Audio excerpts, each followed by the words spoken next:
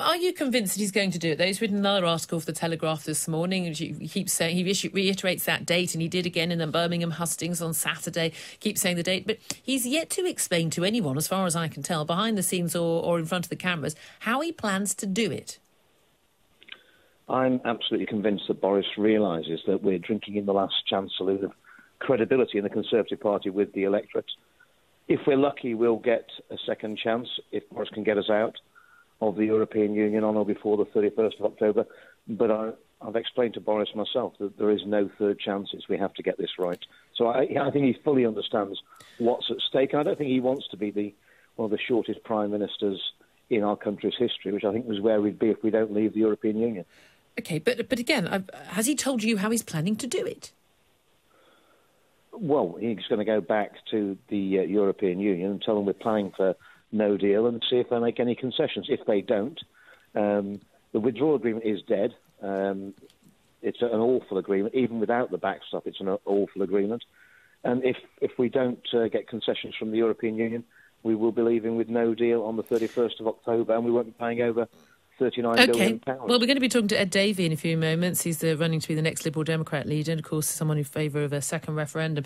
Also one of those who'd be quite happy to vote, make sure part of a vote of no confidence. You could have the likes of Dominic Grieve, Philip Hammond voting no confidence, bringing the government down, or we could see a vote to revoke Article 50, a vote to not allow no deal. What has Boris Johnson told you in the ERG group? I know he's had private meetings with many of you. What has he told you he plans to do if and when, as we very much think it's a when, the Remainers in Parliament seek to stop him moving to a no deal? Is he willing to prorogue Parliament? Is he willing to call a general election? What's he willing to do?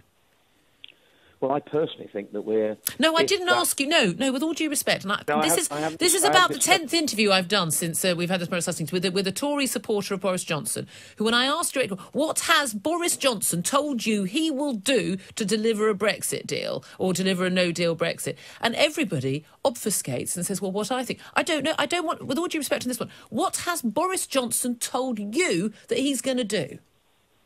He hasn't told me what he's going to do, but it's obvious. Really? And you trust him to deliver Brexit, and he hasn't even told you what his plan is? If we have a vote of no confidence in the government, because we're heading for Brexit, clearly what you've got a parliament which is dominated by Remainers, it's out of touch with the electorate, and for me, what we're heading for is a general election, where the only way of changing the Prime Minister does not change the arithmetic in the House of Commons.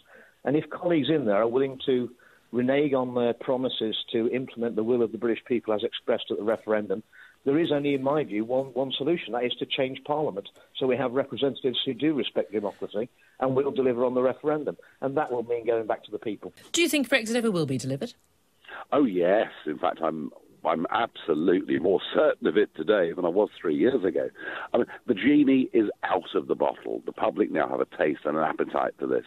The European Union itself is not in a great place.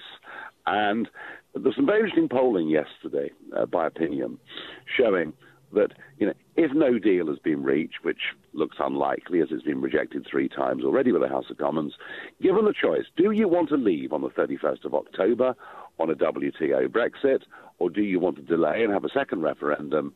48% said leave on WTO, and only 40% said stay and have another vote. Now, that now is a really big lead out there of people who've made their minds up. This just needs to happen.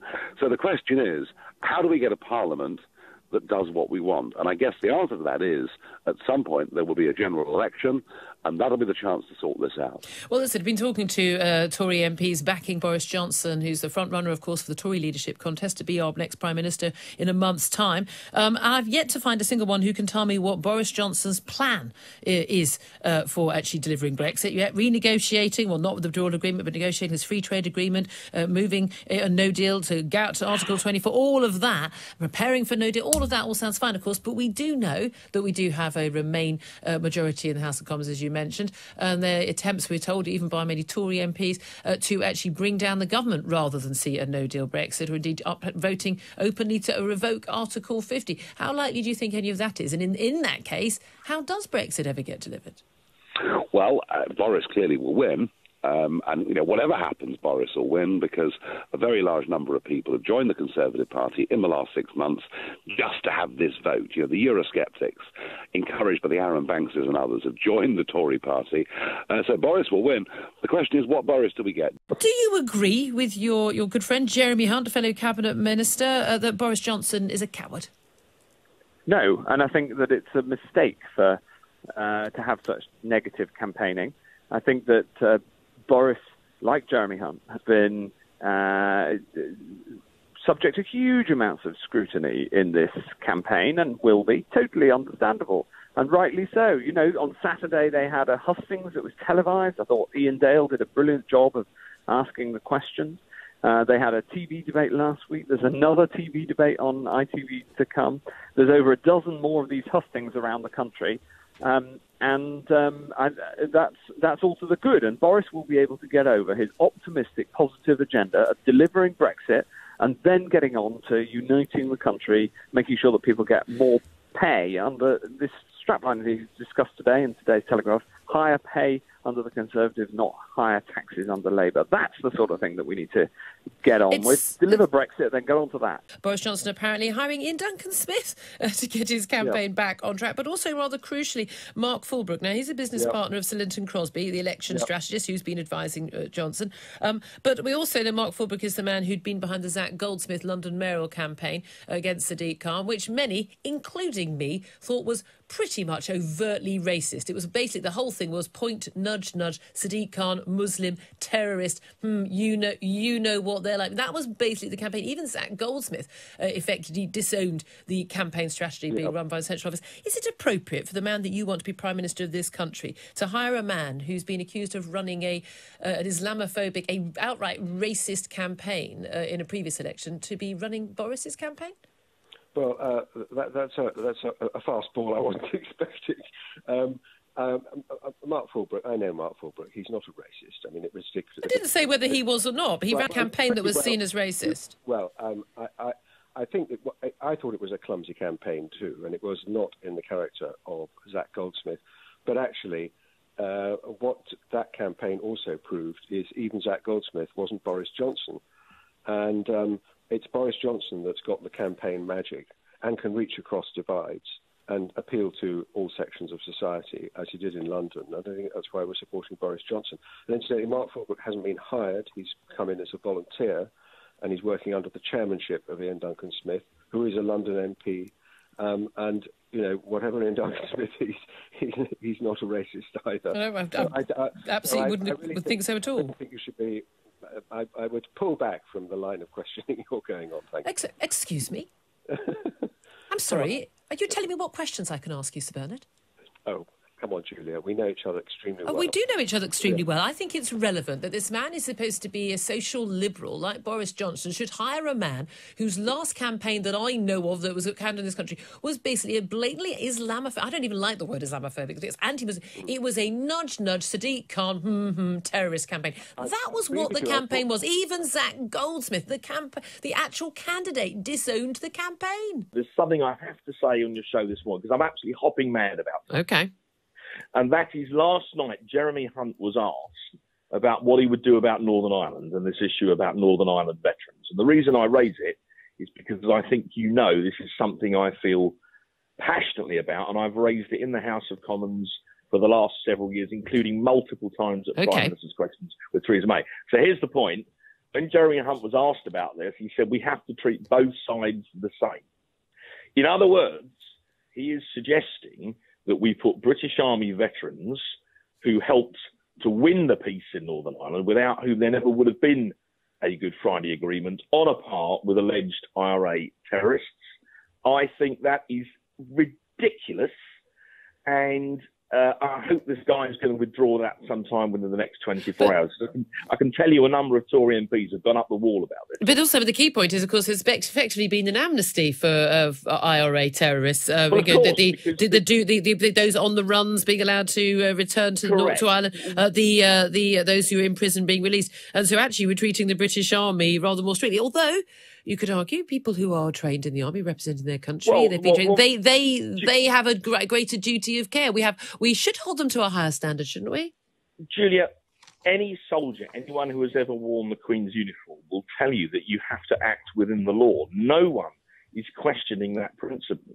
What is wrong about this, you just touched on it, is that after the Good Friday Agreement, Blair gave many alleged members of the IRA so-called letters of comfort that said you will never be prosecuted, and no one who's ever been given one of these letters has successfully been prosecuted. The closest we ever got was the alleged Hyde Park bomber, and when he produced one of these letters in the middle of his trial, the judge called an abusive process and abandoned the trial. So the IRA have got letters of comfort. They're laughing. He wants to introduce an Australian-style points-based system to, he says, restore public faith in immigration control. So if you want to come and work in Britain, you're going to have to, for instance, speak English. You have to have a job before you arrive. You've got to have qualifications that we're looking for.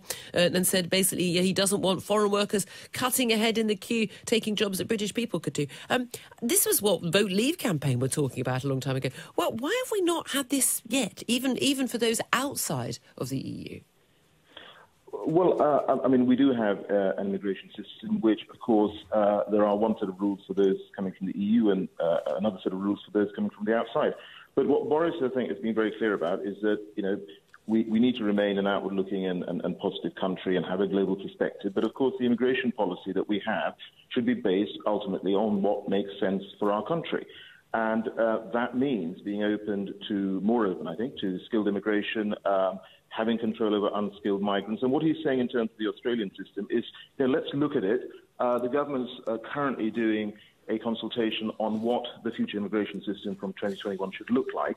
And what he's saying is, let's get the Migration Advisory Committee to look at the Australian system and see what we can learn from it.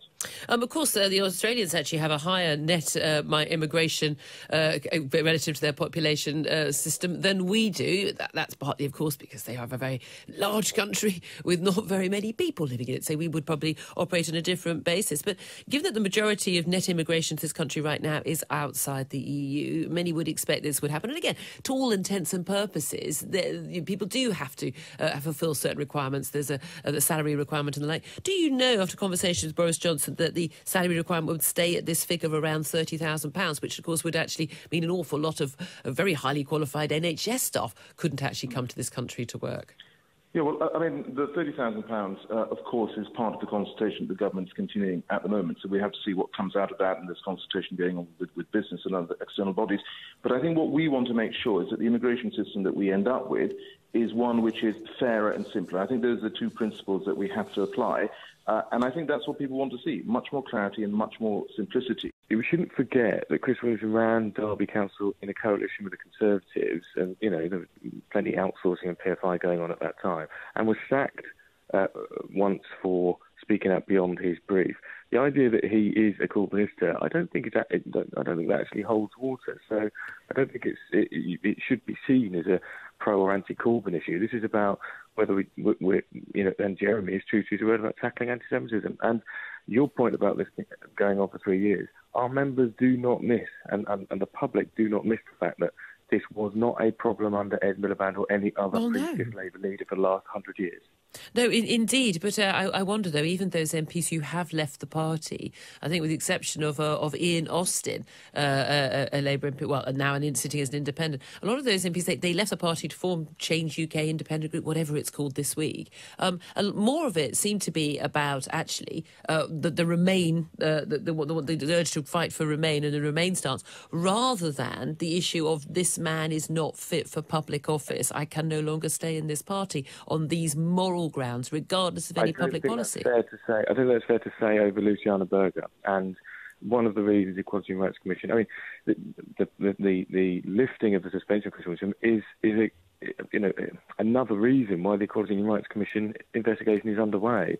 And I think that those who've taken the decision, and I believe it brings a party into disrepute, will have to answer for the process and why this has been fast-tracked when, for example, when I had a case where someone had hit another member in the face and it took 4 months to get a decision.